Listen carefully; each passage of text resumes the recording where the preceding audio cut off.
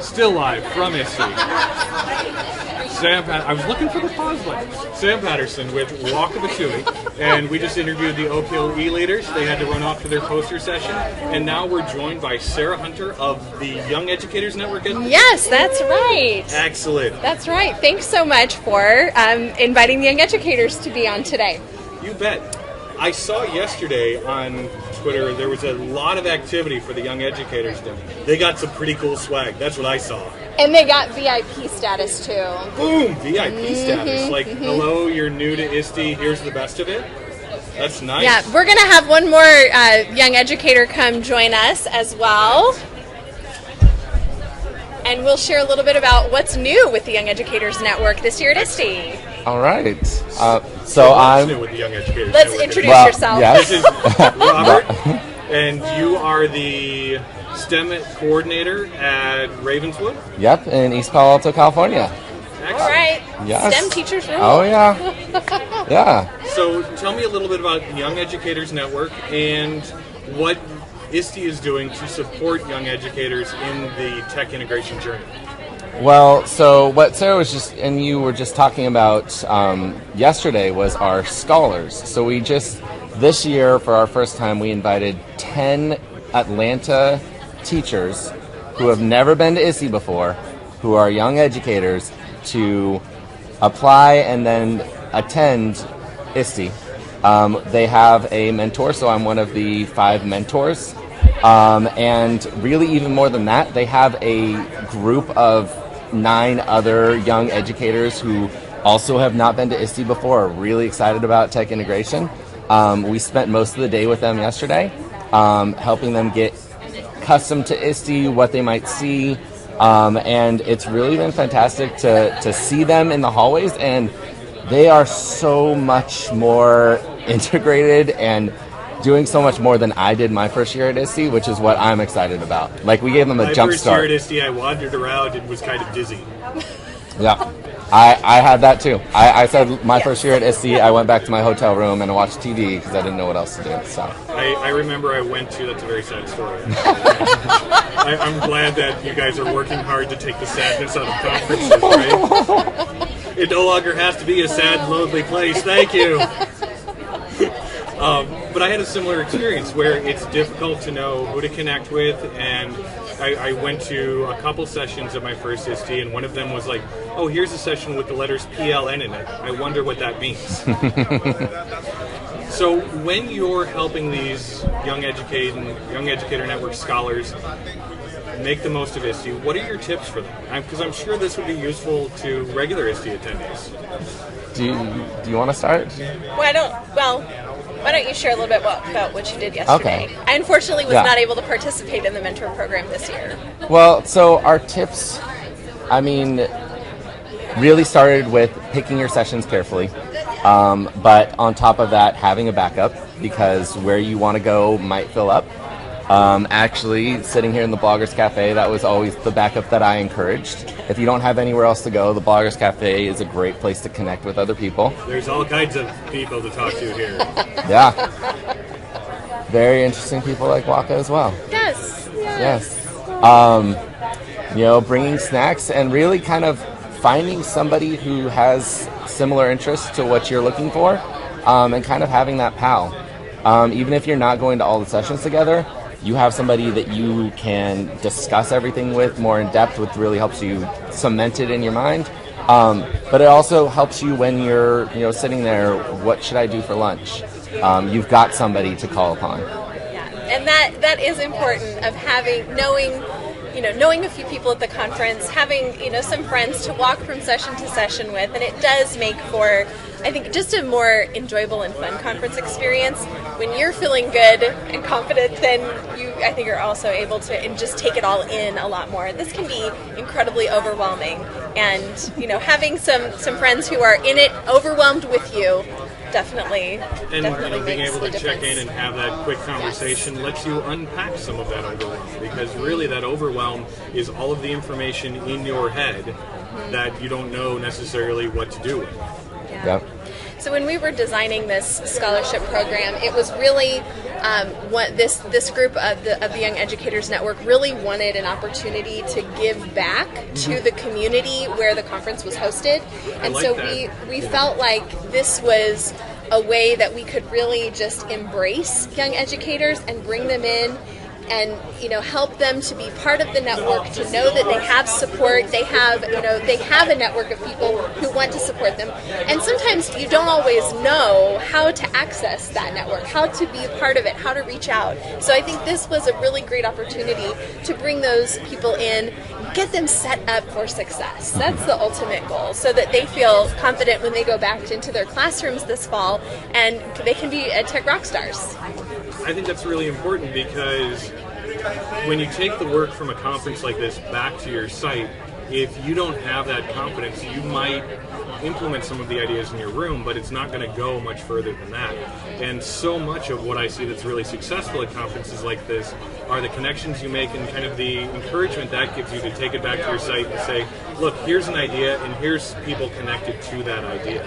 It's not like me and my little silo thinking up this crazy idea I think other teachers should do. It's like, this is going on out in the world, and here are other teachers who are having success with it. And not only did we invite young educators in, they're all from within an hour or two of here, really. So they have their own network that they're already building, that they can meet up with for coffee and discuss all this tech that they're trying out in their classroom. A couple of them are brand new teachers.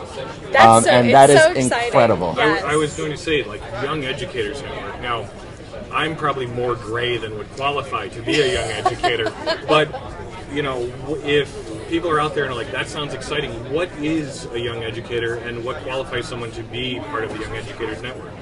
Well, I think while the official definition might be 35 and under, I think we also look at it as young educators or new to teaching, because we have many people who go through transition to teaching programs and might have different professional experience but are starting off as a first-time teacher. And so we certainly want to welcome those people to reach out and be part of this group.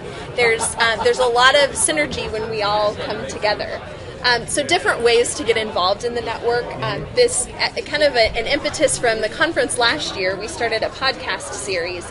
And so that's been really exciting to get. I know Robert's been on it before, to get just our voices out there, to have some collegial discussion, and also so the learning doesn't stop. It's real easy to come to a conference like this and be all fired up and then go back home and go, oh, that was so much. I don't even know where to start. So the podcast series has been a great way for us to keep in touch, to come back and touch on those important points and those things that we were so passionate about when we were all here together.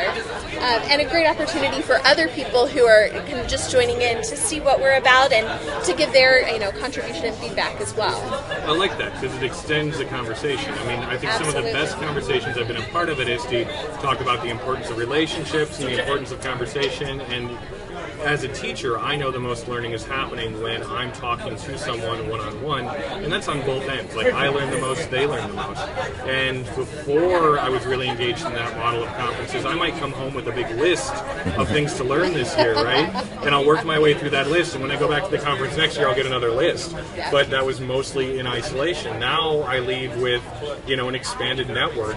And I might have a list, but I know that no matter what's on that list, I'm going to learn other things from all of these people, whether it's on Facebook or Pinterest or Twitter, for the rest of the year. And that's part of what gets me really excited about learning and connecting. We have a series of sessions called Iron Chef, and it technically does not involve any food, but it is a very interesting challenge, and it was our response to getting away from the traditional sit and get of a conference format. So we designed a challenge after the popular Iron Chef series that we call the EdTech Chef Challenge. And this morning was the first session. And Robert, how did it go? It went really well. We had, I think, 10 to 11 groups. That's awesome. Who are really excited. So each group gets to pick, they either chose that they're developing an app, they're developing a student project, or they are developing an implementation plan for a grant. And they all seemed really engaged and excited.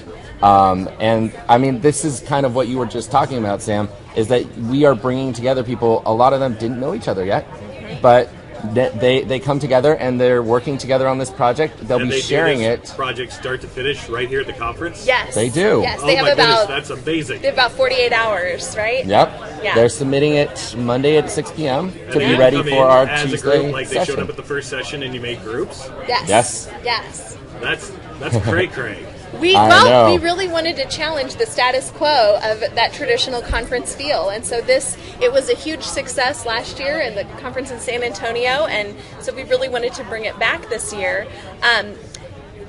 Robert, do you know offhand the final presentation time? The final presentation time is Tuesday morning at 8:30 a.m. Okay. Yep. And that's one that you don't want to miss. So No, it's epic. It really like, is. Really, the judges, there's tension in the room. Waka should know. Waka was an incredible guest judge last year. I made But- people cry, actually. I think so. Yeah, I think so. yeah. I was gonna say it's a bit of Simon Cowell.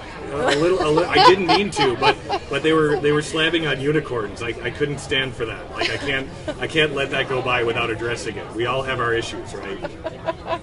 So one other piece that we brought to Iron Chef this year was that we had a great response to it last year, and we wanted to be able to have some time to share this model.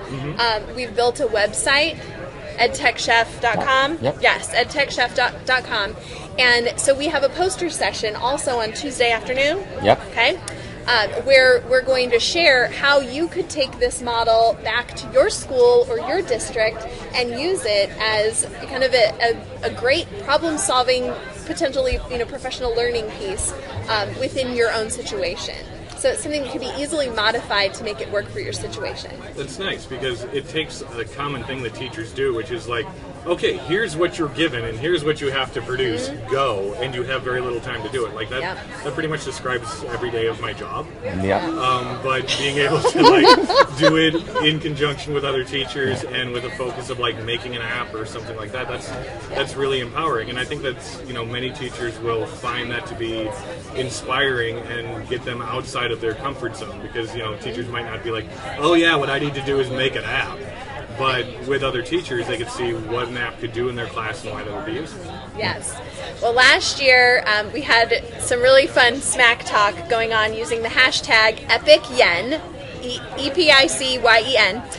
So that's definitely a hashtag that folks will want to follow because you might see a little bit of that between the teams that are competing against each other. A little bit of trash talk. Absolutely, The absolutely. legality right there. Right? And at the same time, you'll also hear from a lot of the Yen scholars because Yes. they're also using the Epic Yen. So it's a big hashtag this year. Absolutely. Excellent. But to be clear, it doesn't have anything to do with Craig yet.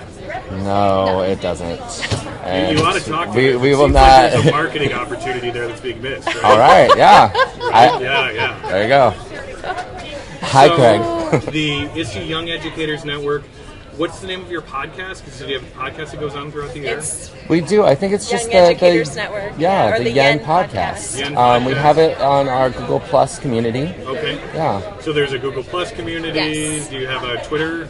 we do. It's ISTE_Yen Nice. for the Twitter, and then those of us who are involved in Young Educators Network, we also try and use the Epic Yen hashtag to find that common thread. Excellent. So if we're interested in learning more about the Young Educators Network, we can show up to any of the Iron Chef Yen sessions. Yes, absolutely. But most importantly, show up to the poster session and really make a personal contact there with this year's cohort. Yep. Yep. Excellent. Now, next year, are you planning on doing another cohort? Yes. In fact, yesterday we had the organizer for the Philadelphia conference in with our scholars, and she said she loved it so much that she wanted to talk to Heidi immediately about how to make this happen in Philadelphia. That's exciting. So if you're in It Philadelphia and you want to be a Yen scholar, put it on your calendar now. Yes. And keep an eye on, where will that information come out first? You think your Google Plus community? It will. Probably. Probably in a podcast, I guess. Probably in a podcast. Excellent.